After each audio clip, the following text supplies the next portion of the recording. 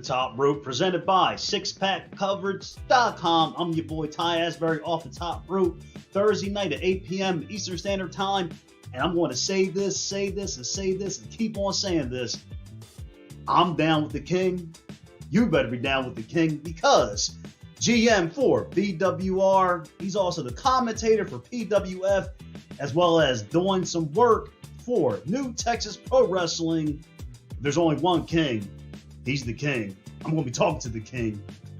GM Jacob King joins your boy Ty Asbury on Off the Top Rope Thursday night at 8 p.m. Eastern Standard Time. Said it once, said it twice. I'm down with the king.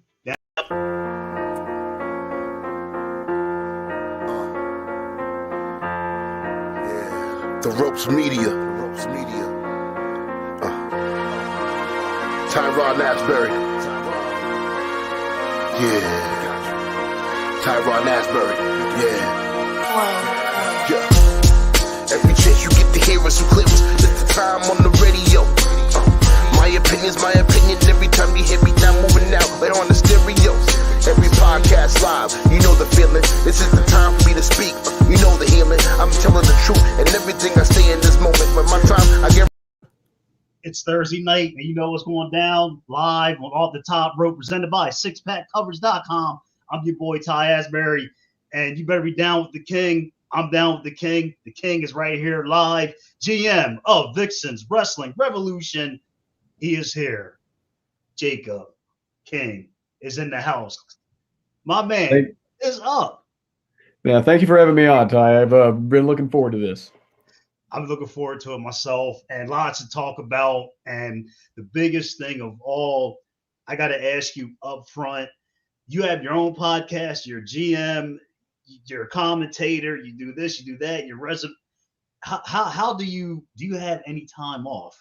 No, I don't.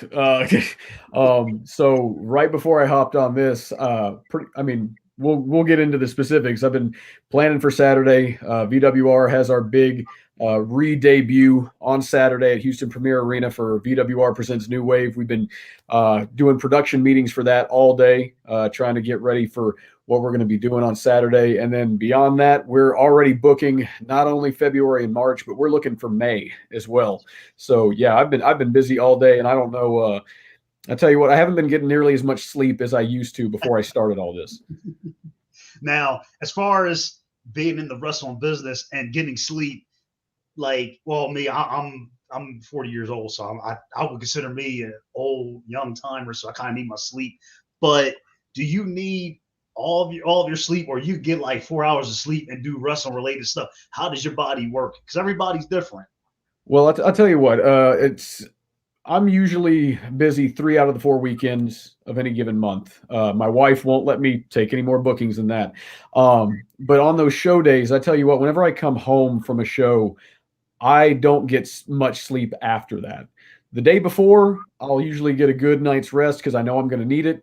I know tomorrow night, if I have to, knock back some NyQuil to help me sleep, I probably will. But it's the after the show that I don't get much sleep, to be perfectly honest. Well, Jacob, I just can't really applaud you enough for the work that you're doing for wrestling, especially Vixens Wrestling Revolution. And I'm really, because we talked about this before we went live about Saturday, and you're already like started to really get digs down, even for, of course, January, you said even, forward. But for people who want to be on the business side of wrestling, like potential aspiring GMs, is that the hardest part about doing this, where just you got to do this in advance and this in advance? I'm sure GMs are different, but how's your mentality for that? Well, the behind the scenes aspect of indie wrestling is something that I couldn't have anticipated whenever I got into it. So my path to where I am now, it's, for the people who don't know, it's a winding road. So back in 2018, this is going to sound really sad off the start, but I lost both my parents in a car crash in 2018. Oh, I'm sorry, man. Yeah, it was terrible, but it sort of crystallized a moment for me where I realized that there were a lot of things that I wanted to do that I had never even attempted. And I realized, life is short. I want to try to do those things. So stupidly, I sought out a training program. I wanted to actually get in the ring. That was what I wanted to do. And so I signed up and I entered a training program here in Houston at Texas All-Star Wrestling, which is, ironically enough, the promotion that me and my father would go to independent shows whenever I was younger. I remember that was where I met Jake the Snake Roberts and Hacksaw Jim Duggan, all these legends that I had loved so much whenever I was a kid. And it also introduced me to the indie wrestling world, because that was where my first introduction to some of those guys like Necro Butcher and those guys that were like the early 2000s indie names. Well, I started training there, and about 5-6 months in, I realized medically I couldn't do it. I saw my doctor, and he advised me very, very strongly against what professional wrestling needs you to do. So I thought that was the end of it. That's being around wrestling was hard after that.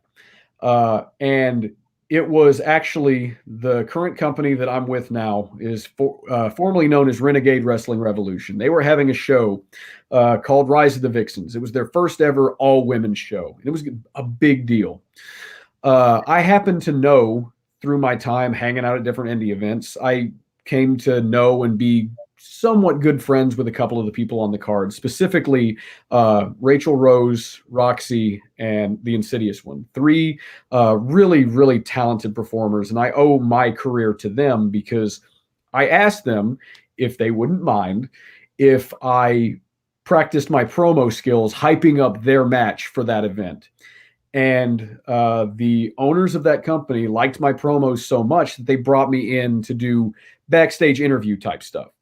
Nice. And through that, they found out that my background, I studied creative writing at the University of Houston. And so they were like, we've got to get this guy working behind the scenes to help put together our storylines, and, we'll, do our promo stuff. And it just sort of snowballed into, let's do this. Let's try to make this company something special, because RWR started out as sort of a one-off show with a group of friends. They launched it. It actually spun out of a podcast. They thought, hey, let's try to do this. And they did. And it started back in about 2016. So whenever I came on, the first show that I did was Rise of the Vixens, which was February 2020. And so we did that show, and it was amazing. You can find some of the matches of it on YouTube. You can also find it on Title Match Network, which is the home of our streaming service. But we felt like we really knocked it out of the park, and we were like, yeah, we're ready to keep going. And then COVID hit like the next month. We had to cancel our events, and it became a whole thing. We relaunched last year in March with RWR Reloaded, and we put on a Rise of the Vixens 2 event, which is the biggest event we've ever done. That was the event where AEW contract star Nyla Rose ended up taking our Vixens championship. It was a night to remember. It really, really was. But then things kind of went off the rails in the middle of the year. We were going to put on a big spectacular that was going to rival Rise 2 in August, but scheduling conflicts with the NWA's all women's pay-per-view kind of took us off our course. And so it took us a few months to figure out what we wanted to do. And what we realized was, every show we put on, not just the all-women shows, but every show that we did, the women stole the show. They were what people were coming out to see. We were the ones giving these ladies freedom to put on the matches that they wanted to produce, and we really had something special. So one of the original founders of the company, our president, Scott Bruce, he decided he wanted to rebrand, and that's how Vixens Wrestling Revolution happened.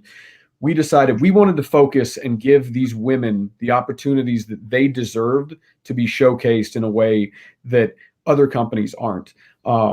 We love what Thunder Rosa is doing with Mission Pro, and we're trying to follow in their footsteps. And we have a pretty good relationship with Thunder. She was on Rise of the Vixens too. But we have a mission statement where with our performers, we give them a sort of freedom to develop themselves in a way that we really don't think that other companies are giving right at this moment.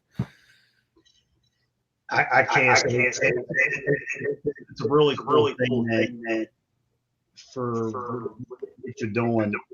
The question is, if you said a lot of really great information for people who maybe want to get into wrestling. And if you had to tell somebody who wants to get into wrestling, but not in the in ring, competitor capacity, it seems like there's so much things you could. There's so much, pretty much. I would say the word I'm using, I want to find is that there's networking on the internet and people you can talk to. Do you think for fans who want to get into wrestling, do you think it's good in wrestling today with all the technology you use talking to wrestlers? Like, do you think that's good or bad for people wanting to maybe just do it behind the scenes capacity? Well, I think it's a double-edged sword. I think there's good and bad to it. I feel like there are some people who use social media in a way where they think they're closer to people than they really are. There's some maybe false equivalency there in terms of like, oh, I know this person, we're buddy. When you talk about networking, the best thing that you can do if you want to break into the wrestling industry is to make connections at shows.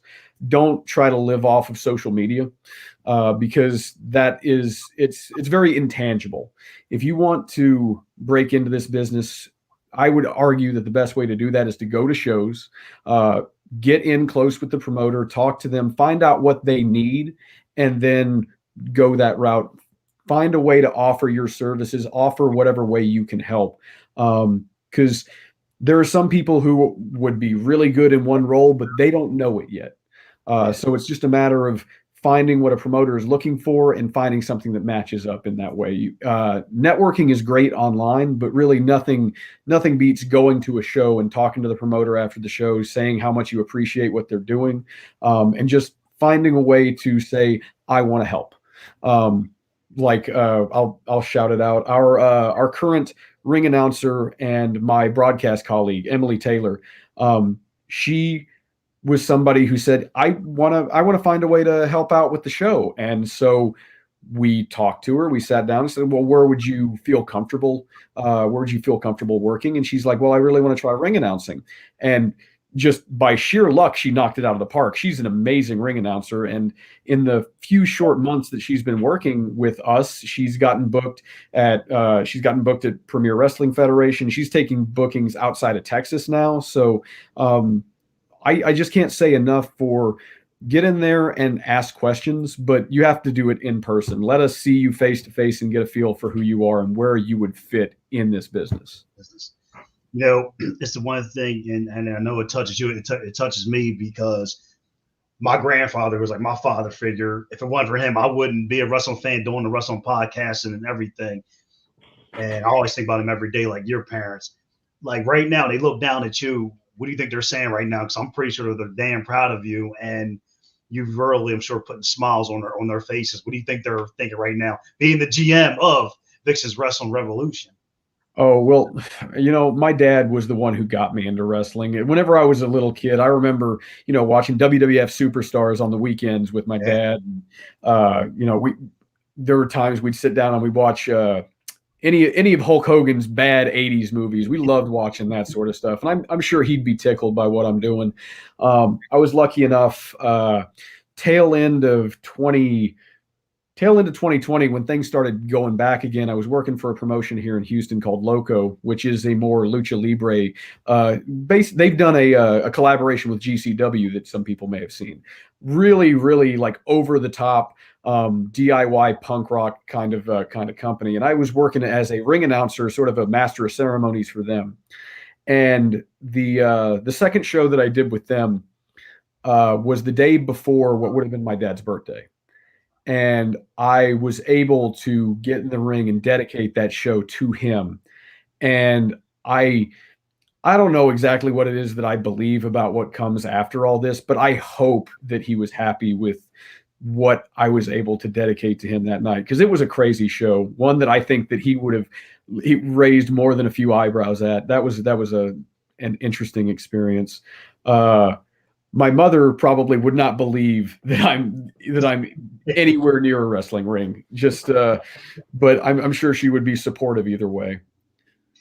I really believe I've really come to terms with life. I mean, you only get one life, one chance, and just take the ball and run with it. And do you think that's true, especially in wrestling, like the really big event you got coming on Saturday with Vixen's Wrestling. Oh yeah, that's really big in wrestling. Like go balls in and wrestling, a wrestling event, because you never know. well, that's exactly what myself and the booking people over at VWR, whenever we started putting together January, we said we've got to come out of the gate hot. There's no this is our prove it show. There are people who are maybe kind of sort of familiar with what we did whenever we were still Renegade Wrestling Revolution. They know that we're known for a core group of people. They know what our philosophy is, but I don't know that everybody knows exactly what VWR is going to look like, what they can expect from the in-ring product, what they can expect from the storylines and the angles. Because, like I said, I studied creative writing at the University of Houston. The thing that draws me into wrestling is the stories. If you're not putting stories out there with characters that you can attach to, then why aren't you watching something else? Then you can go watch any different. You can watch the NBA, you can watch NHL, you can watch NASCAR for all I care. But wrestling is about stories and wrestling is about characters. So we decided when we were going to launch this new wave, we were going to bring in the best of the best talent that we could get, and we are going to use this as a showcase for people that wrestling fans really need to be aware of. And we're going to try to put on the best show we possibly can, because I'll tell you this, indie wrestling operates on a razor thin profit margin. It's the closest thing I can relate it to, because, I'm from Texas, is it's a lot like ranching. You hope to break even at best a lot of the times. We don't necessarily put on these shows looking to make money. We put on these shows hoping that the people that we showcase are going to go on to bigger and better things. We have been very, very fortunate in that the people that we bring in to work these matches, I know more people who have been on AEW Dark programming than I don't know who haven't been on AEW Dark programming at this point.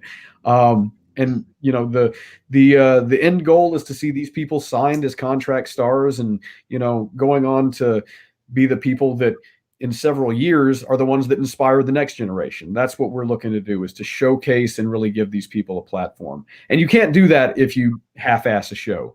New Wave is not a half-ass show. New Wave is us coming out of the gates, guns blazing.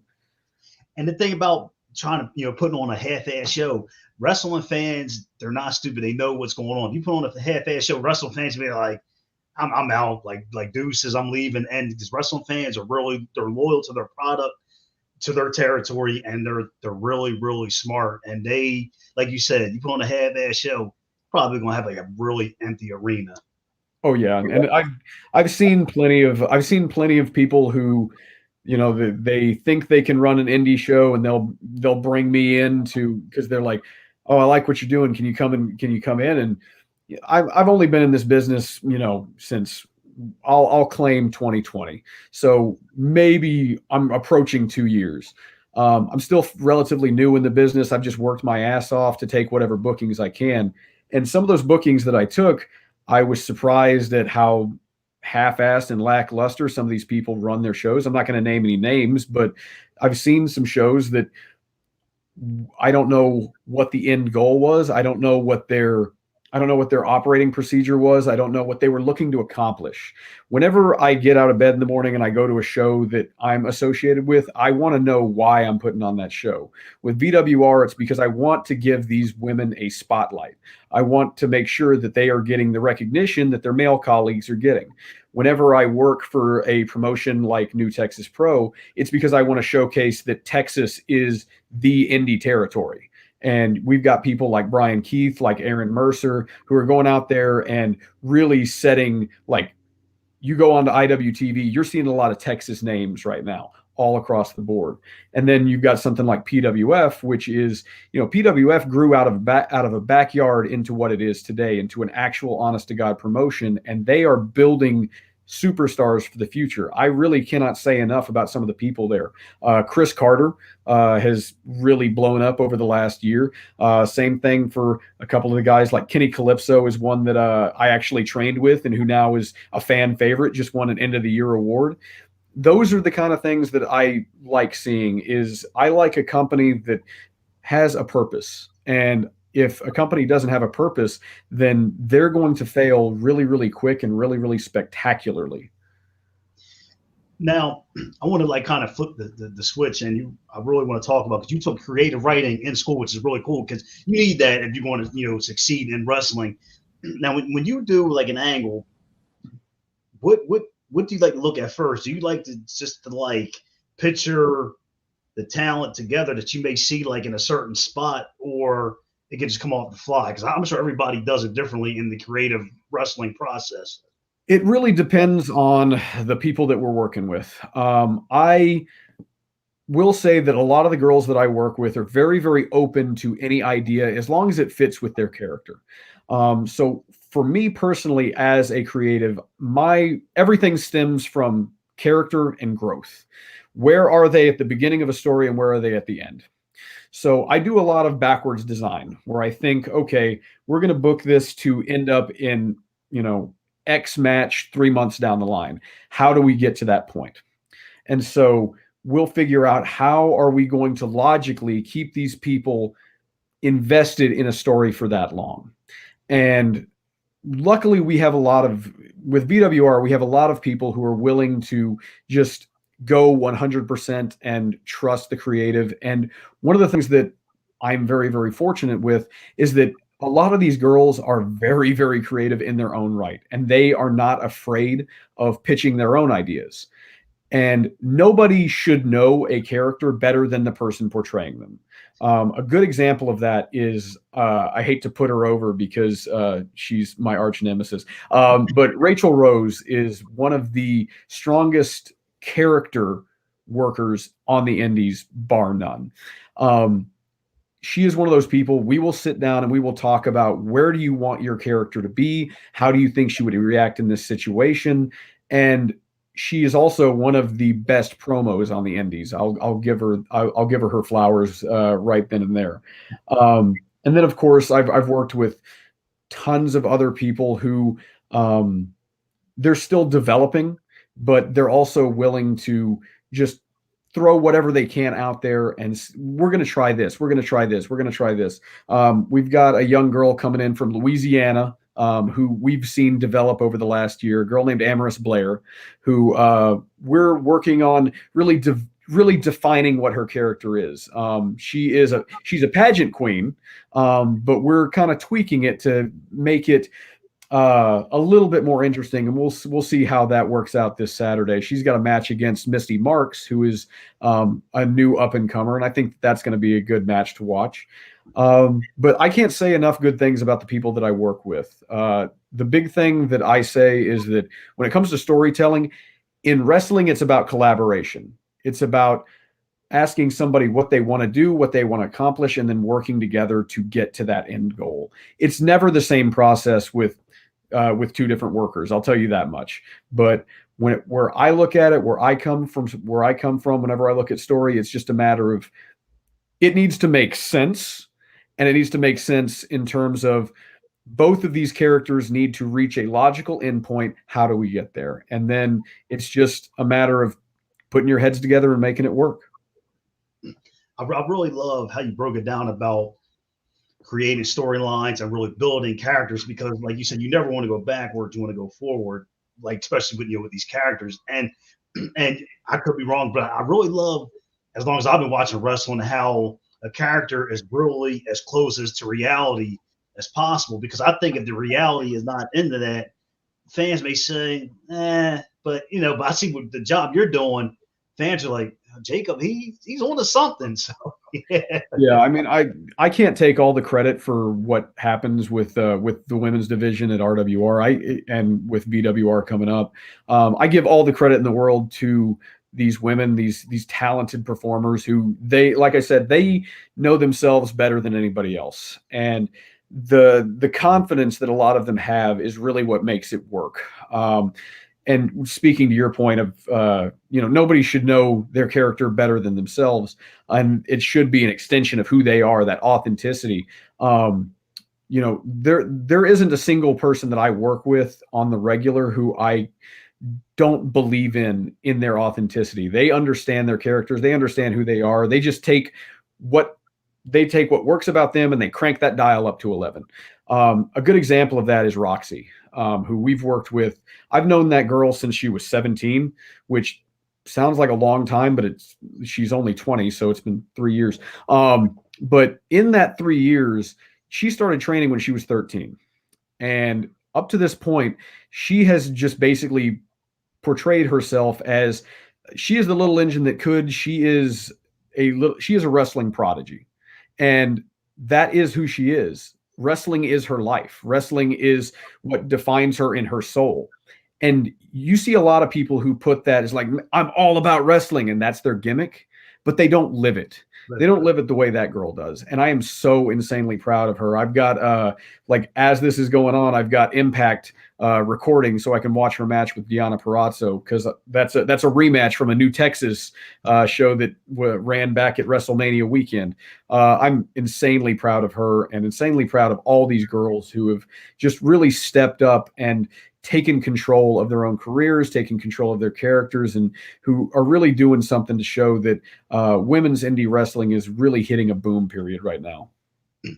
Now, you touched it early on in the show about how, the state of Texas is really huge with indie wrestling all in general, because, it's really well loved as far as wrestling in Texas. Now, if you had to take, Vixen's Wrestling Revolution and any other promotion in Texas that you could think of, what are maybe one good thing about each promotion that is good, but it's a different kind of good? One does this good and one does that good.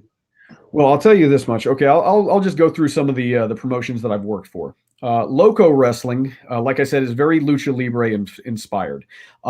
They are as close to like going to a 1970s punk rock concert as a wrestling event that I can think of.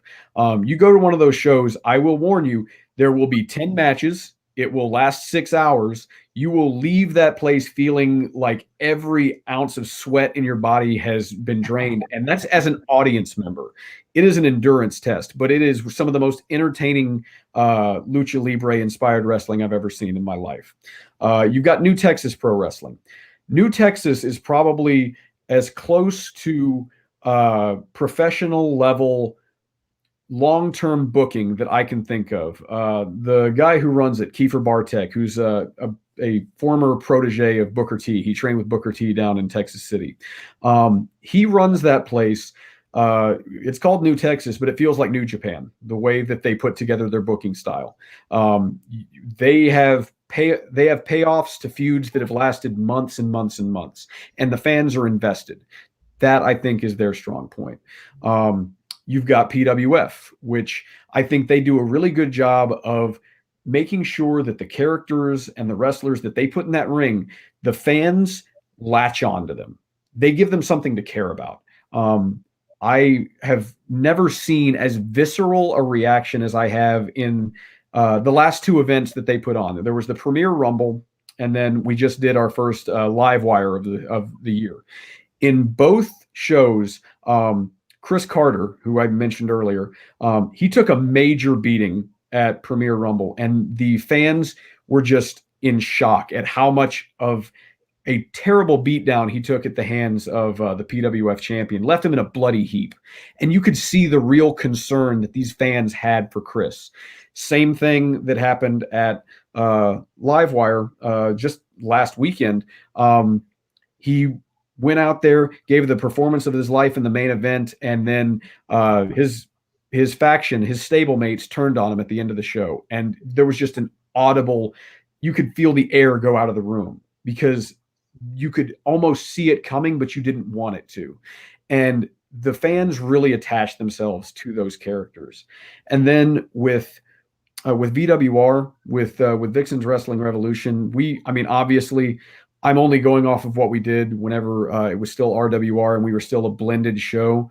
But I can tell you that our ladies, I have never seen a more dedicated group of performers that want to go out there each and every night and really show what they're capable of, and that women's wrestling is not this segregated idea, that they can go out there and put on just fire banger matchups just as much as any other male dominated aspect of the industry. And I'm hoping that New Wave is the show that proves that.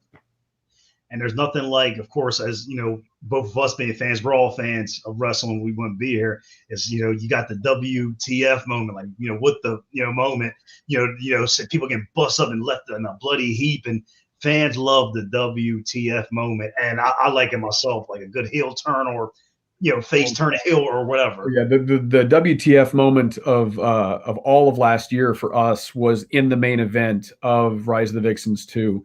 So it was a triple threat match. It was Amber Rodriguez, Rachel Rose, and Nyla Rose. Nyla Rose weaseled her way into that main event, and her little lackey, the at the time OVW Women's Champion Hollywood Haley James, basically snuck up on Rachel, duct taped her to the ropes, and then let Nyla go to town on Amber. So our champion wasn't officially pinned to lose that belt. Now, in the rematch at the Texas Indie Showcase later that year, Rachel got put through a table by Nyla. So I don't know who's going to take that belt off of Nyla. We've got a number one contenders match on Saturday between Amber Rodriguez, who never got a rematch, and Alejandra the Lion, who is a really strong and talented performer out of the DFW area. So whoever wins that match has a really hard road ahead of them. Lots of good things ahead on this, especially this Saturday for Vixens Wrestling Revolution. And I definitely have to check it out myself, because it definitely sounds like it's going to be a show that's going to be sizzling, and you can't beat a sizzling wrestling show. And I'm really excited for what you guys are really doing, and just keep, especially the women's wrestling, revolution, evolution, a really huge thing in today's wrestling. Yeah, I appreciate the fact that now women's wrestling is taken seriously as it's comparable to the men's matches. It's not like it was back in the Attitude Era or Ruthless Aggression, whenever it was all about parading out supermodels in bikinis and you give them 30 seconds to titillate the crowd, and then that was it. I've seen some of the women that come into our company who train harder, who work harder, who do everything that the men do, but they do it with this sort of like, they have like a boulder on their back that they're carrying. This idea that they have to work twice as hard for the same amount of recognition. And I really want to see what each and every one of these women can do. I believe in them. There's not a single person on these shows that we've booked that I don't think has the capability of going on to what I would consider the major league level, getting signed by AEW, ending up in NXT or WWE. I firmly believe that each and every one of them has that capability. And what I really feel is both relief and excitement for the fans who are going to get to see and really come to appreciate these women before they get to that point.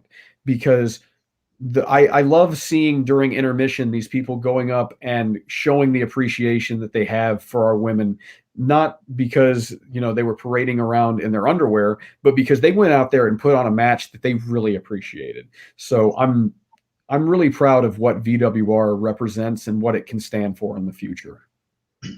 Now, Jacob, of course, you being the king, so I'm going to throw you this special segment that we do on Off the Top Rope, and I call this segment Damn Ty. That's pretty damn good. So you ready for the question? All right. Looking back at 2020, which was insane, but if you had to pretty much pick a short story for your wrestling career last year, what would be your wrestling short story be about in wrestling last year, and what would you call this short story for your short story wrestling career last year? Well, I tell you what, I'm actually like my career at this point, it's only 2 years old, but at the same time, it's already expanding beyond a short story. I'm keeping a journal of everything that I'm going through. But if I'm going to focus on just like something that could be a chapter in a larger book, or if you want to call it a short story, I would probably tell the story of Rise of the Vixens 2, because that event everything that could have gone wrong on show day went wrong on show day. You want to talk about, ferrying people back and forth from the airport. You want to talk about the fact that our venue did not have a parking lot. It was just a grass field, and the second largest storm of the year hit during the event. So people were coming into the venue soaking wet. We had to rearrange the card because one of our competitors was, or one of our wrestlers was double booked on another show and had to get across town.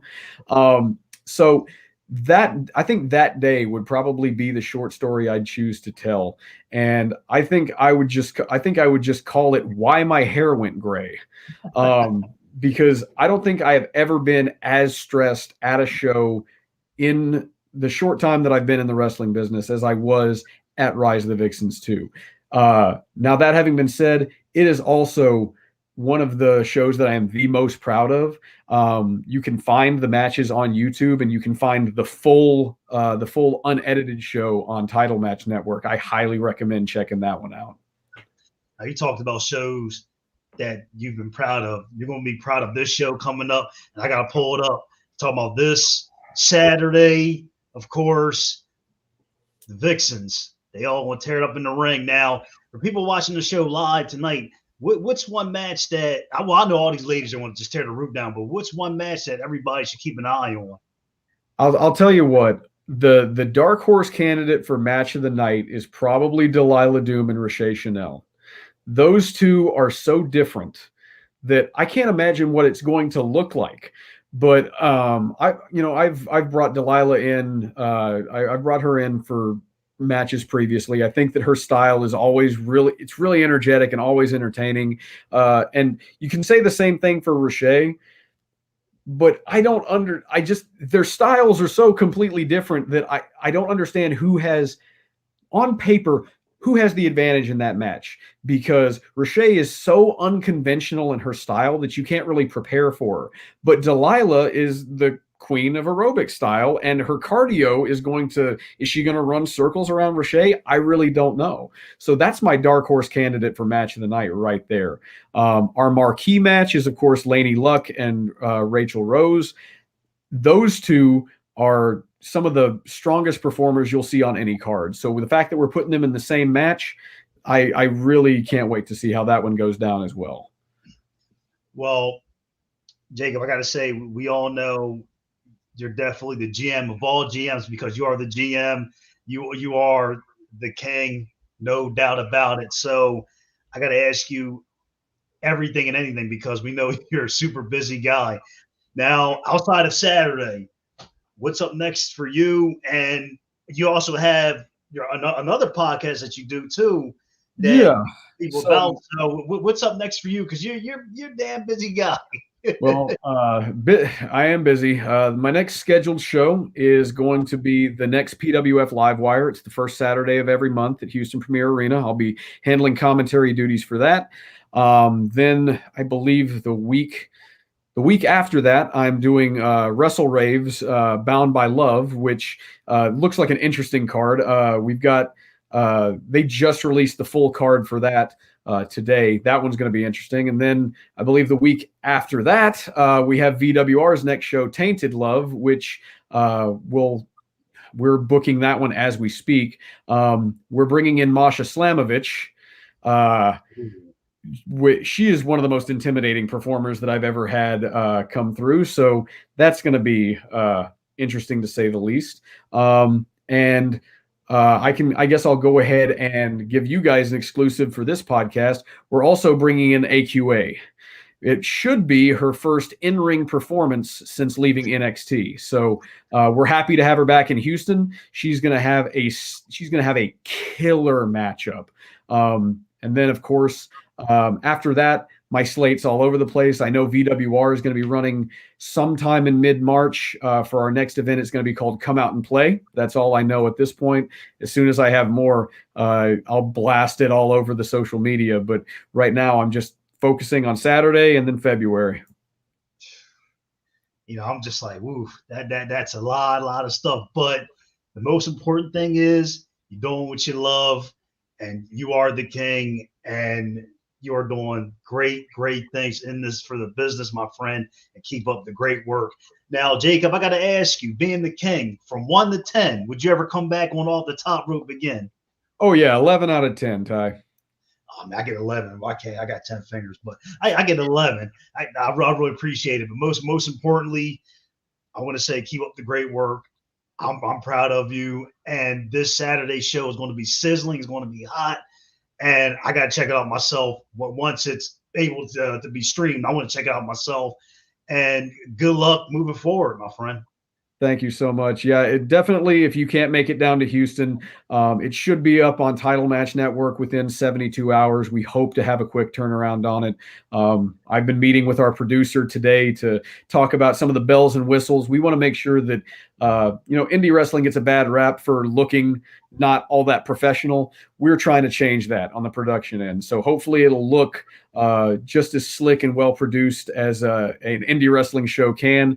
And hopefully people can really experience what this show, the excitement of the show whenever it goes to streaming. I hope we can capture exactly how much fun it is to be there, because we know not everyone can be there live, but we're glad that I'll tell you this much. Title Match Network is a godsend for wrestling fans, especially if you're a fan of women's wrestling, because between us and Mission Pro, it doesn't get much better.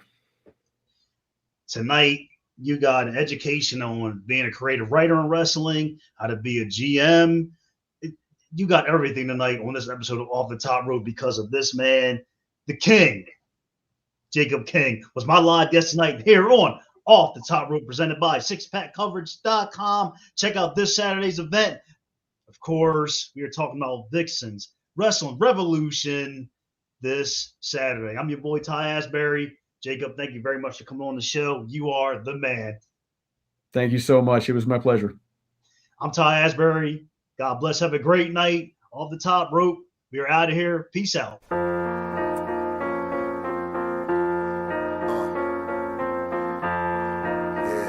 The Ropes Media. Tyron Asbury. Yeah. Tyron Asbury. Yeah. Every chance you get to hear us, you clear us. It's the time on the radio.